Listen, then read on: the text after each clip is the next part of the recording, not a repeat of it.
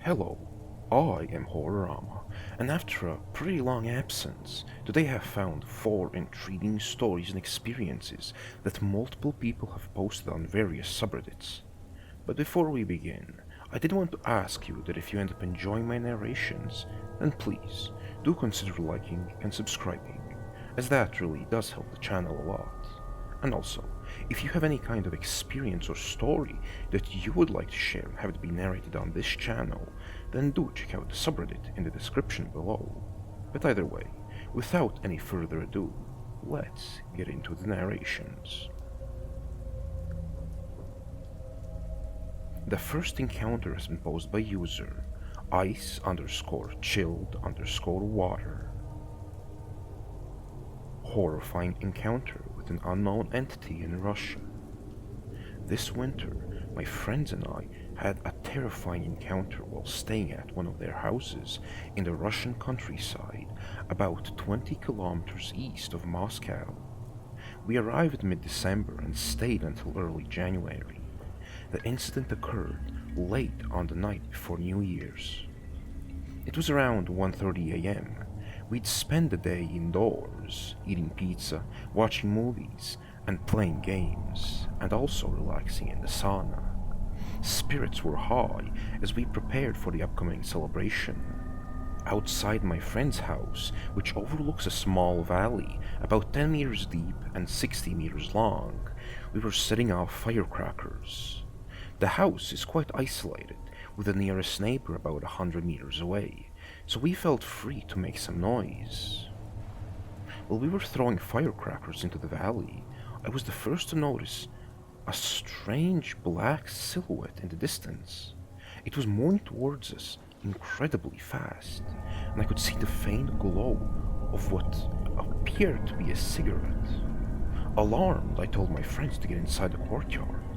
At first, they didn't seem too worried. The figure was far away after all, and we figured we had at least 2 minutes before it could reach us. But something about the figure wasn't right. When I looked back, I noticed its eyes had a faint, yellowish golden glow, similar to how a cat's eyes reflect light at night. Even more disturbing, in the few seconds I had turned to alert my friends, the figure had already covered an unnaturally large distance, despite walking, not running. That's when I realized we needed to leave immediately. I ran towards the gate and yelled for my friends to follow. They all obeyed, except one, who appeared frozen in fear. His eyes were wide, his mouth slightly open, and he wasn't blinking. He was staring directly at the figure, completely still. I ran back and shoved him, snapping him out of what seemed like a trance. Dazed but moving, he followed me into the courtyard. By this time, the figure was about 100 meters away. Then something unexplainable happened. All of us were suddenly overcome by an overwhelming sense of dread. It wasn't ordinary fear. It felt profoundly wrong, as though the presence of the figure itself was unnatural. In hindsight, we believe this feeling may have been emanating from the figure. We ducked behind the fence and peeked through to keep track of it. To our shock, the figure was moving at least 5 times faster than a person running. Yet it made no sound whatsoever, even though it was clearly moving. We managed to snap a photo of it from beneath the fence. Eventually, the figure disappeared into the nearby woods, leaving no footprints in the snow and making no noise at all. We have no idea what we encountered that night, but one thing is certain: it was not human. The next encounter has been posted by user Solidus262. My father's encounter with a 10-foot tall man. For some context, My father grew up in Costa Rica, in a rural area where farms and agriculture dominate the landscape. Houses were spread far apart, except for the occasional small village. This event happened sometime in the mid to late 1980s. As my parents have explained, during that time there were no phone lines in the area, just a few streetlights, and that was about it. My father started working around the age of 9. He would travel to nearby villages and towns to sell or deliver vegetables that my grandparents grew, things like lettuce, tomatoes, and other produce. Often he'd stay out late as he had to make deliveries to various restaurants. One night, as he was heading back home, his path was blocked by a herd of goats in the middle of the road. To give you a clearer picture, he used a small cart, similar to the ones ice cream vendors use in Hispanic countries, so there was no way for him to simply push past the goats. Suddenly he heard a voice behind him say, "How much for a lettuce, young man?" My father turned around and saw a figure that he described as a 10-foot tall man. The man was extremely skinny, almost malnourished, with pale skin. His face was sunken, though my father couldn't see it clearly. He was wearing overalls, a flannel shirt, a bandana around his neck, and a straw hat. The straw hat cast a shadow over his eyes, but my father could make out his sunken cheeks and crooked teeth when he spoke. Being so young, probably around 10 to 13 years old, my father didn't immediately think of anything paranormal or threatening. He just assumed that the man was unusually tall. My father told him the price of the lettuce, and the man paid. When my father handed him the lettuce, the man easily held it in one hand, as if it weighed nothing. As the man walked away, he whistled, and the goats followed him.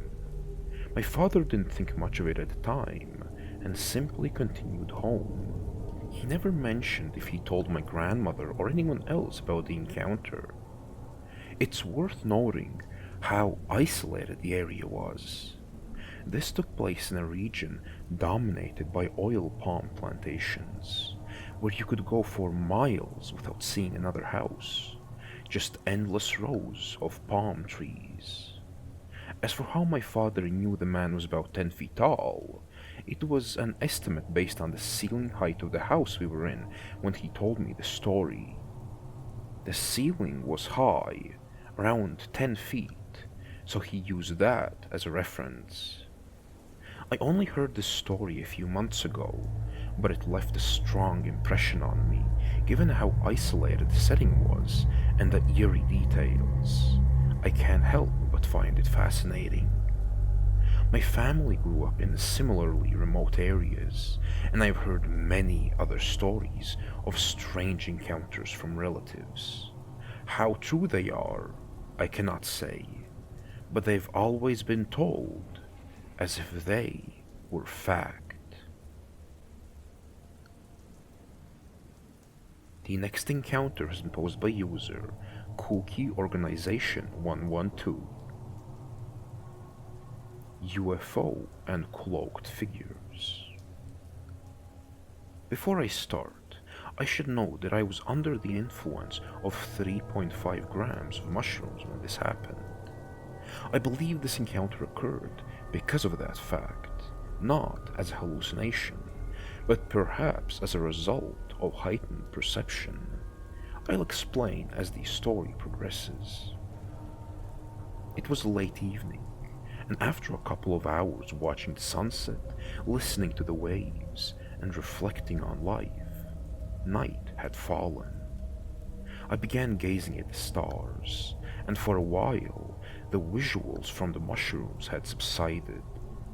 Suddenly, I noticed a light in the sky, like the kind you would see from a distant airplane, but this one was moving far too quickly for how high it appeared to be. Unlike a plane, its movement was erratic, buzzing around like a bee rather than gliding smoothly. At first, I thought it might be some sort of drone, especially since there's a launch station nearby. However, it quickly became clear that this was something far stranger. The light hovered directly above me, darting around in seemingly random directions. Somehow, I felt certain that it knew I was watching it. The moment I gave it my full attention, the light moved towards the ocean. I had to sit up and adjust my position to keep it in sight. The moon was at least half full, so it was bright enough to see the clouds and anyone walking along the beach, though I was alone at the time. The light, resembling a bright star, but slightly larger, continued its erratic movements over the water. It would speed off in one direction and make an abrupt, dead stop. I also noticed the surrounding clouds reacting to its movements, twisting and shifting in strange patterns, almost like a DNA helix. This could have been the mushrooms, but at this point I was well past the peak and mostly clear-headed. Then, reality itself seemed to crack. The light was on the left side of the sky when out of nowhere it shot horizontally to the right at an unbelievable speed, at least 10 times faster than it had been moving before. As it reached a small patch of clouds, it began jumping between points, teleporting 100 yards left, then right, about 8 to 10 times in rapid succession. It didn't fly between the points, it just appeared to blink into space. After completing this bizarre pattern, it came to another dead stop. I was completely stunned, jaw literally dropped, thinking, did I really just see that? Almost as if in response, it did the exact same thing again, shooting back to the left side of the sky and repeating the teleportation. At this point, I was on my feet, trying to make sense of what I was witnessing. A man leaving the beach happened to walk by, and I called out to him, "Are you seeing that thing flying up there?" Without even looking up, he casually responded, "Yeah, cool, huh?" and kept walking. I felt like I was losing my mind. Shortly after this interaction, the light seemed to shoot upwards into space, disappearing from view. The cloaked figures. Still in shock, I walked towards the water. On this beach, there's a small ridge about 20 feet from the shoreline, with a gradual 5-foot slope down to the water. Standing at the top of the ridge, I noticed 2 figures approaching from the left, moving along the shoreline. At first I thought they were joggers, but as I focused on them, I realized something was off. They had no discernible figures. I couldn't make out arms or legs moving, nor any hair or clothing bouncing as they moved. Stranger still, they weren't kicking up sand or making any noise at all. The outlines of their torsos and legs were faint, almost transparent, like the predator camo people describe. They were shorter than average humans and moved in perfect synchronization, more like they were gliding or floating rather than running. Despite the dim lighting, it wasn't dark enough for my eyes to be playing tricks. Visibility was good thanks to the moon. As they passed in front of me, I stepped forward to get a closer look. If they were just joggers, I didn't want to alarm them by rushing over. The moment I moved, though, they picked up speed and zoomed away down the shoreline in complete silence, vanishing within seconds. Reflection. Looking back, I find it interesting that these cloaked figures appeared immediately after the UFO sighting. I've even considered the possibility that they were part of some military tech experiment, perhaps monitoring witnesses to a test flight. But the mental connection I felt with the UFO, like it was communicating a "hey, watch this," before showing off its teleportation and movement, makes me think it was something more. The presence of the figures and the overwhelming fear I felt after seeing them pushed me to leave the beach immediately. Was it all in my head because of the mushrooms? Maybe, but I'm convinced there was something more to it, something beyond explanation. The next and final encounter has been posted by user toxic_koala0826. Dogman of Monterey Hills, Los Angeles. Before I get into my story, here's some background. Every day after finishing homework, or if I was just bored, I'd take my dirt bike for a ride to the nearest grocery store, about 3 miles from where I live. To get there, I had to bike through one-way streets winding through secluded neighborhoods. These neighborhoods were surprisingly upper middle class, a stark contrast to my own neighborhood down the hill, which looked nowhere near as affluent. Still, I didn't mind. Those streets were quiet, peaceful, and safer than the main roads, even if I had to struggle to get my bike up some steep hills. This happened on the 15th of last month, a Friday. I was excited to stay up late and play video games, but my friends who I usually played with weren't online. Feeling restless and craving chocolate, I decided to take a nighttime ride to the store. The trip to the store was uneventful. I parked my bike, got my chocolates, and headed home. Since it was late, I took the normal streets instead of the one-way roads, as there weren't many cars out. But once I got back to the one-way streets in the secluded neighborhoods, I noticed a car following me closely. The car's headlights were on full beam, reflecting off my bike's side mirrors and blinded me through my helmet.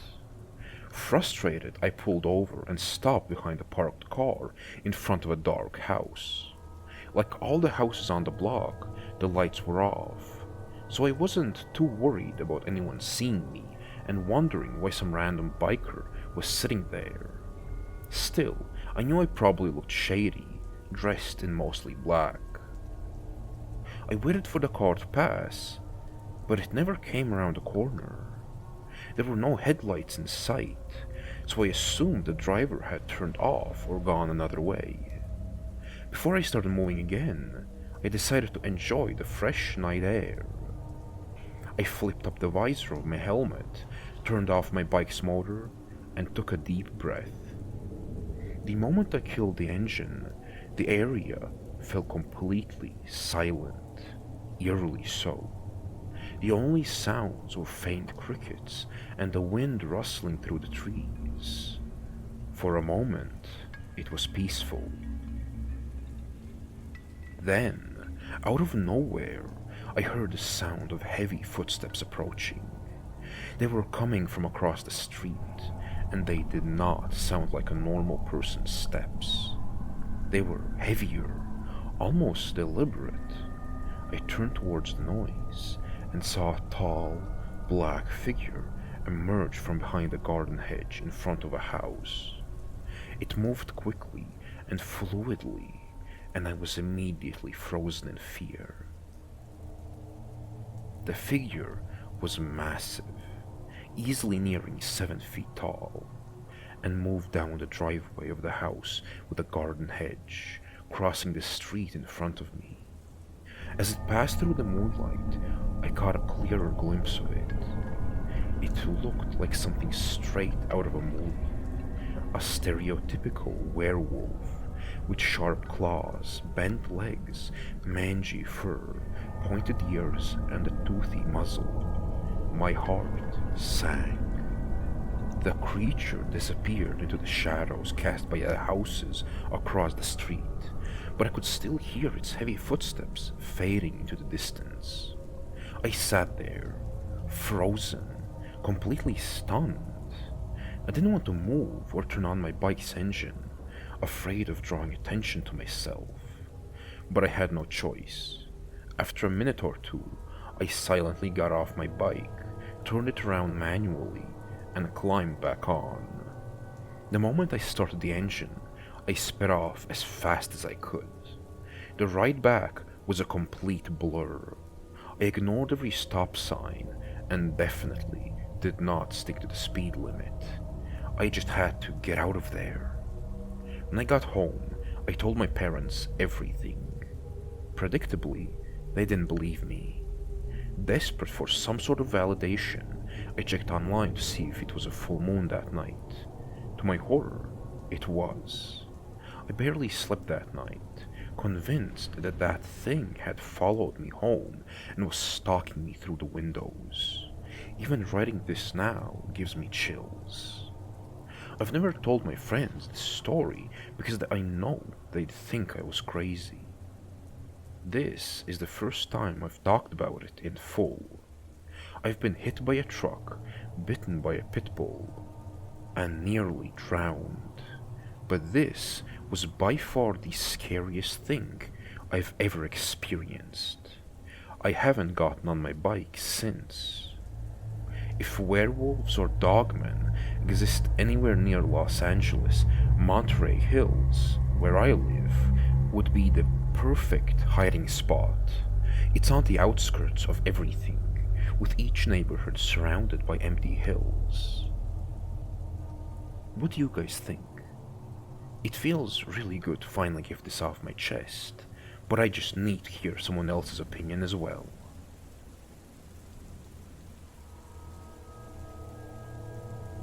Myths, legends, and folklore have always fascinated me. It seems that no matter where in the world you look, you will find tales of similar beasts and ghouls. Whether it be your Bigfoots or your shape-shifting witches, most cultures have tales of at least similar beings. Could this be a coincidence? Yes, that's possible. Could such beings just be so easy to imagine that many people separated by oceans and seas came up with the same ideas independently? That's also a possibility. Or maybe such myths are far older than we could even imagine. So old, in fact, that we are all descendants of whichever people originally came up with these stories, and thus they spread across the world. Or perhaps it's the reasoning I prefer, that these creatures are truly real. But either way, I do hope you enjoyed my narrations. But even if you didn't, I want to wish you a good rest of your day.